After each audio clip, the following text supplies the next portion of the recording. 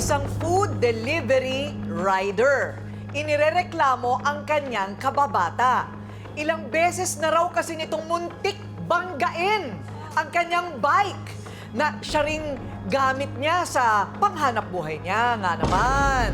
Ano kaya ang tunay na dahilan sa likod ng reklamong ito? Talaga bang pinag-iinitan at bakit tila may hinanakit ang inirereklamo sa kanyang mga mahal sa buhay? Ang lagi niyang tanong, nasaan kayo? Pamilya ko. At heto na ang magkababatang may sama ng loob sa isa't isa. Kads at Ryan, harapan na.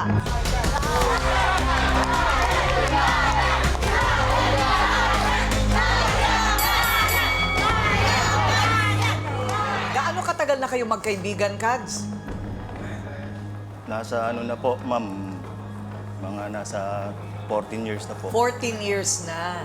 So talaga mga bata pa kayo Opo. noon. Ano yan, magkapit-bahay ba kayo? Apo, mga kapitbahay po kami. Ah, magkapit-bahay. Ano yung minamaneho mo? Sa'yo yung Bike po. bike.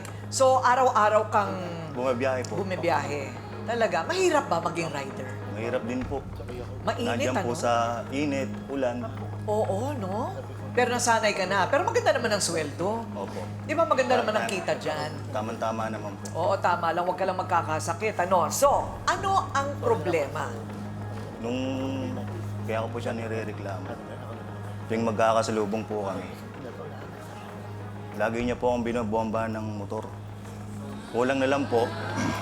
Binobombahan ng Motor niya po. motor. Okay. Kulang na lang po.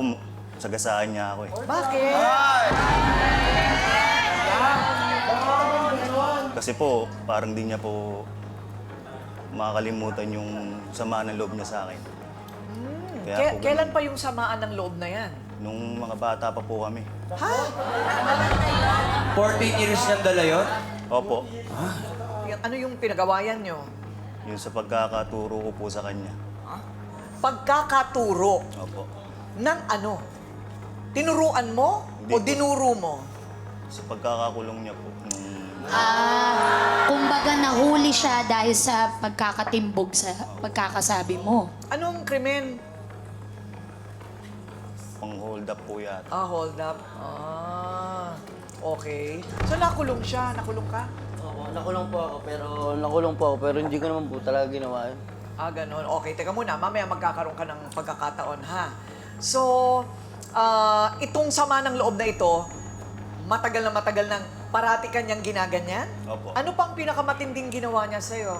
Yung nagkasalubong po kami, bigla na lang po niya ako inambahan. Inambahan ng suntok? Talaga? So parang kumbaga yung buhay mo hindi na nanahimik. Opo. Kasi nakikita mo siya parati. Ayun, okay. Oh, so, kinausap mo na ba siya? Yun nga po, pagka kinakausap ko po siya, nagagalit siya, tinutulak nga ako. Tapos bigla na lang po umiyak mag-isa.